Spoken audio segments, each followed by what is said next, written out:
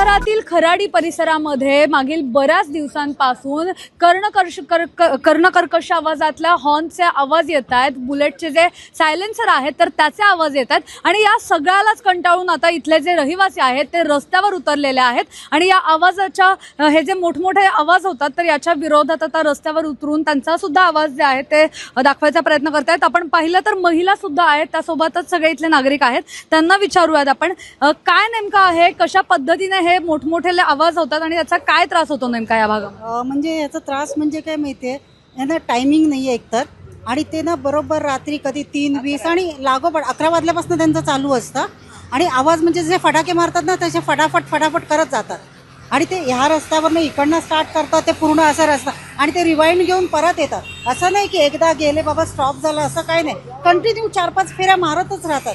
म्हणजे असं की लिटरली ते मुद्दामून करतात आहे. तुमच्या घरामध्ये लहान मुलं किंवा ज्येष्ठ नागरिक असं आहे का कोणी आणि त्यांना याचा कसा त्रास? नाही, माझ्या घरात तर आता कोण लहान मूल पण नाही आणि ज्येष्ठ नागरिक पण त्रास आम्हाला पण होतो ना. त्याच्यासाठी ज्येष्ठ नागरिक किंवा मुलं पाहिजे असं काय हे नाही आहे, आम्हालाही त्रास होतो त्याचा.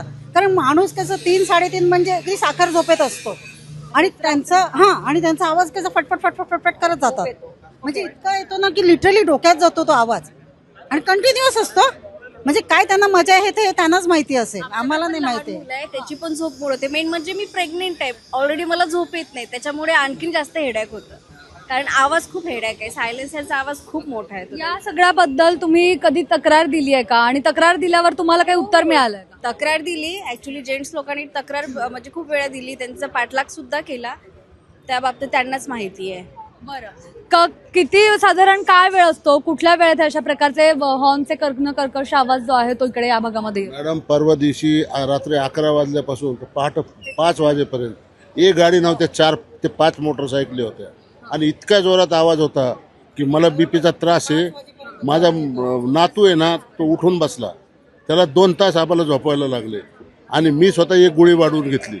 इतका भयानक आवाज होता की, आणि इथं थांबतात कुठं, त्या चौकामध्ये समोर, आणि त्या चौकात थांबून असं रेस करतात गाडी जोरात. 4 ते 5 जण होते, रेसिंग जोरात, म्हणजे इतकं भयानक आहे असं वाटतं आपल्या कानात जवळ येऊन कोणी हे करते. आणि समोर दारूचं दुकान आहे, तो माणूस इतका ॲरोगंट आहे तो दारू. आहेत बरेच जण ज्यांच्याकडून या सगळ्या तक्रारी देण्यात आलेल्या आहेत, तर त्यांच्याकडे तर हातामध्ये त्यांनी हा मोठा बंचच खरं तर घेतलेला आहे. एवढ्या तक्रारी त्यांनी दिलेल्या आहेत, एवढ्या वेगवेगळ्या प्रकारचा पत्रव्यवहार केलेला आहे, मात्र तरी सुद्धा त्यांचं ह्या जी समस्या आहे तर ती सोडवली जात नाहीये. साधारण किती तक्रारी तुम्ही दिल्या होत्या, कोणाकोणाला याच्याबाबतची तक्रार दिली होती? या संदर्भात आपण आहे ना 2018 पासून तक्रारी करतोय.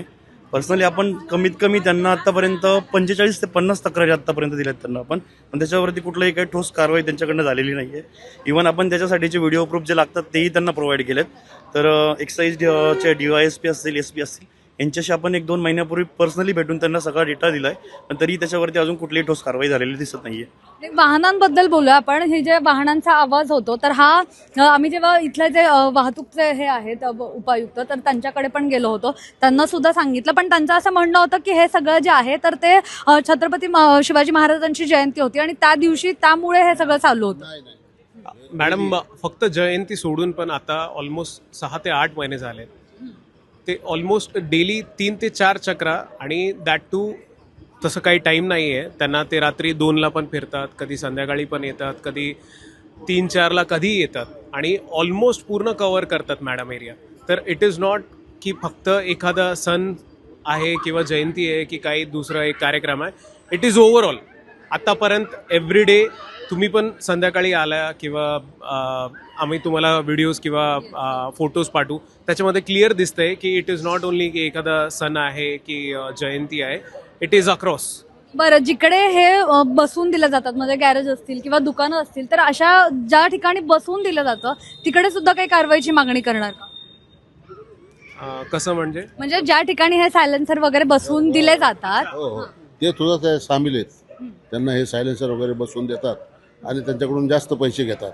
आणि विशेष म्हणजे मॅडम, ते जेव्हा आवाज करतात ना तर त्याच्यात काहीतरी त्यांच्याकडे एक वस्तू आहे की जे टाकले की कमी आवाज होतो, नंतर ते काढले की फटाक्यासारखा आवाज होतो. तुम्ही काय सांगाल साधारण काय वेळेत हे सगळं सगळ्या गाड्यांचा आवाज सुरू असतो आणि प्रशासनाकडे काय तुम्ही आता याच्यामध्ये मागणी करणार आहात? युजली हा प्रकार रात्री 11 नंतर होतो, कारण आम्ही आमच्या इकडचे जे ग्रुप आहेत म्हणजे मित्र ते आम्ही बाहेर थांबलेलो असतो. परत जे लोक आतमध्ये असतात त्यांचे रेग्युलर एवढे नोटीस केले की 11 ते 12 दरम्यान हा जास्त होतो. 1 पर्यंत जास्त पण होतं, पण तोपर्यंत आता आम्ही एवढं पेशन्स नाही की आम्ही त्याचं हे करत बसतो. आम्ही लोक झोपून जातात, कारण सकाळीला सगळ्यांना कामं असतात आपली. पण आता आम्ही आमच्या लेवलला सगळीकडे ट्राय केलं, एस्केलेट केलं, सगळ्यांना रिक्वेस्ट करून झालं, पण काही असा फ्रुटफुल काय आउटकम कुठूनही निघत नाहीये. बरं, आता तुमच्या एवढं पत्रव्यवहार केलेला आहे, मागण्या केलेल्या आहेत, मात्र आता तुमची भूमिका काय असणार जर अजूनही हे बंद करण्यात आलं नाही तर? आता तुमची भूमिका काय असणार आहे इथले नागरिक म्हणून? आमची तर भूमिका एकच आहे ठरलेली. गेल्या 10 वर्ष, आता आम्ही जवळजवळ या दुकानला चालू होऊन 7 वर्ष झाली असते, 6-7 वर्ष. आता आमची भूमिका आहे की रोडवर आणण्याशिवाय पर्याय नाही काहीतरी, कारण 11 नंतरचे जे मोमेंट आहेत ते तुम्ही बघू शकत नाही. लेडीज बाहेर येणं शक्य नाही. बाहेर ऑटोमध्ये दारू पिणाऱ्या असं प्रमाण आहे, ओपनमध्ये पिणार आहे, आणि आरोग्यांची सुविधा. 9 नंतर लेडीज गेटमधून येणं आणि जाणं दोन्ही गोष्टी अवघड आहेत. नक्की. तर या सगळ्या याच्यामध्ये आपण जर बघितलं तर इथे साधारण 11-12 नंतर हे जे बुलेटवाले आहेत तर ते येतात आणि इकडे मोठ्या आवाजात हे बुलेटचे जे सायलेन्सर आहेत तर त्याचा आवाज करतात आणि या सगळ्यालाच कंटाळून इथले जे रहिवासी आहेत तर ते रस्त्यावर उतरलेत आणि त्यांच्याकडून आवाज उठवला जातो. 2018 पासून म्हणजे त्यांनी जी माहिती दिली त्याप्रमाणे 2018 पासून त्यांनी याबाबतचे पत्र दिलेले आहेत किंवा तक्रारी दिलेल्या आहेत, मात्र तरीसुद्धा यावर कुठली कारवाई केली जात नाही. जर केली अशी कारवाई तर त्यावर म्हणजे कुठलाही ठोस पाऊल उचललं जात नाही. आणि यामुळेच आता इकडे म्हणजे आपण जेव्हा त्यांच्याशी बोललो तेव्हा इकडे रात्रीचं पेट्रोलिंग व्हावं किंवा अशा वेगवेगळ्या गोष्टी त्यांच्याकडून सांगण्यात आलेल्या आहे की ज्यामुळे हे रोखता येईल. असं सगळं जे आहे तर ते पोलिसांकडून किंवा प्रशासनाकडून होणं इथे गरजेचं असल्याचं त्यांच्याकडून सांगण्यात आलेलं आहे.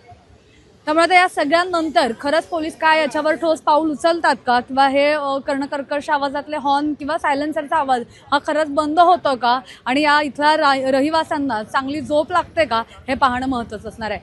कॅमेरा पर्सन अजय गांगुडेसह मोना येनपुरे, सिविक मिरर.